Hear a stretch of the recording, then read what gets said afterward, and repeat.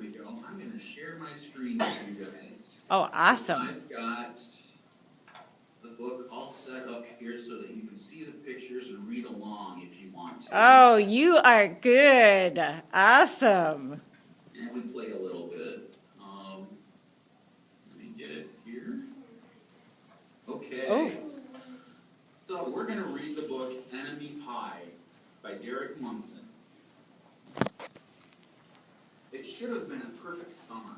My dad helped me build a tree house in our backyard. My sister was at camp for 3 whole weeks, and I was on the best baseball team in town. It should have been a perfect summer, but it wasn't.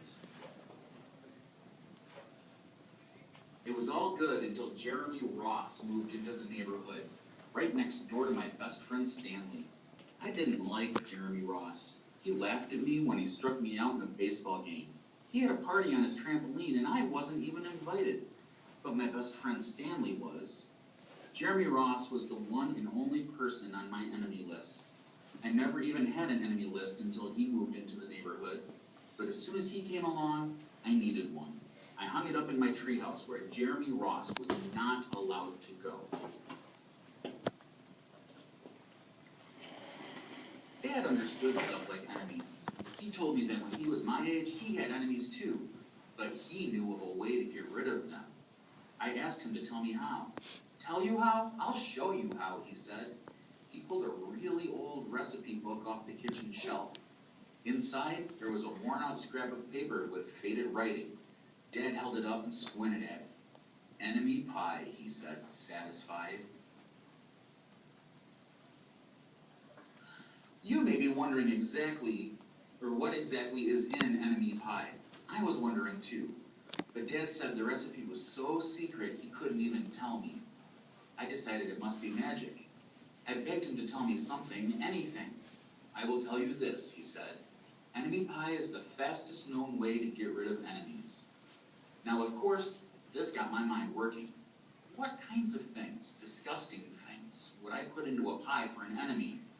I brought Dad some weeds from the garden, but he just shook his head. I brought him earthworms and rocks, but he didn't think he'd need those.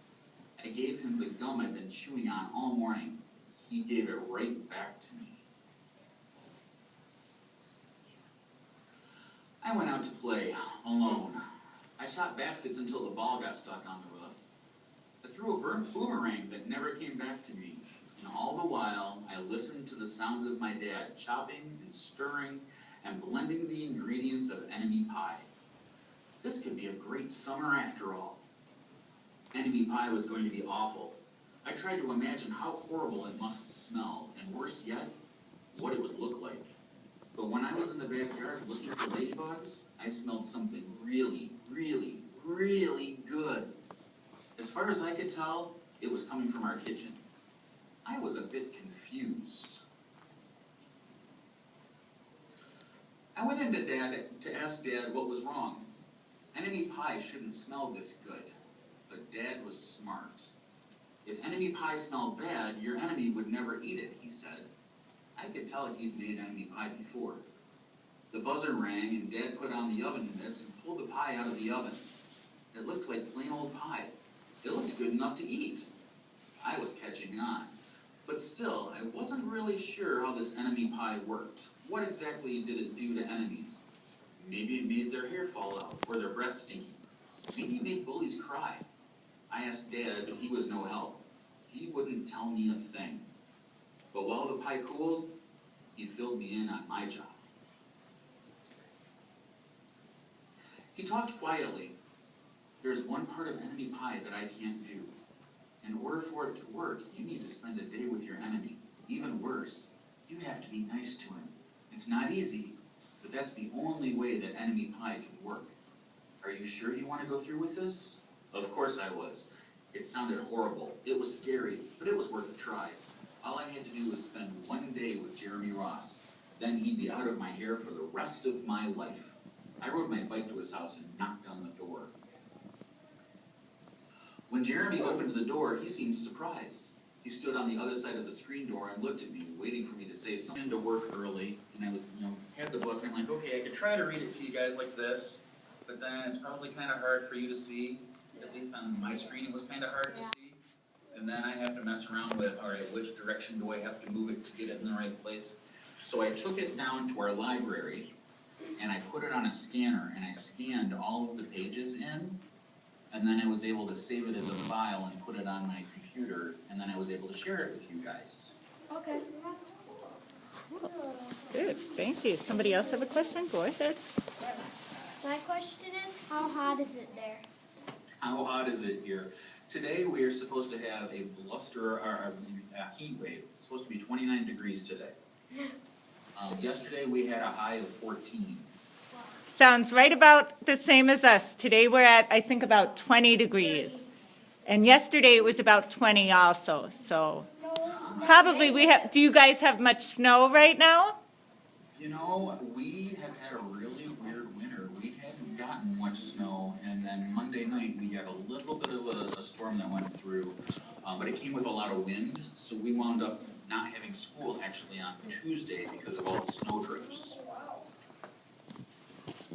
Tell them your name. My name is Addison, and how many lakes do you have? How many lakes do we have? You know, I can't really answer that. Outside of the 4 really big ones that go around the outside of our state, we have a ton of lakes. Now, I know that Minnesota is supposed to be like the land of 1,000 lakes or something like that. But here in Michigan, especially the part of Michigan that I live in, around Jackson, you're never more than 5 miles from a lake. Wow. Yeah, so we've got a lot of lakes around here. A lot of them are kind of tiny, but we've got quite a few. All right, good, thank you. Come on over, tell them your name. My name is Leah, and I was wondering, how many people do you think you have here? How many people what? How many people you have? How many people I have? No, I mean, like, how many people in, like, where you live? Like The my population, oh, I think we asked that already. He wasn't family? quite The sure. population. How about, how many kids are like in each grade in the middle school and high school? We're a smaller school around in this part of Jackson. Like our senior class has 70 students in it. Oh, okay. So I think our high school, I don't even know, do you know, like 150 maybe? Probably about 150. And then we're growing. Island? I have never been to Goat Island. Matter of fact, I've never even heard of Goat Island. Where's Goat Island? I'm not sure where, but it's on the Google. It's on Google Maps. So Is it in Michigan? yeah, Okay. Have you been there? no. Okay. All right, well, maybe we'll all have to look that up.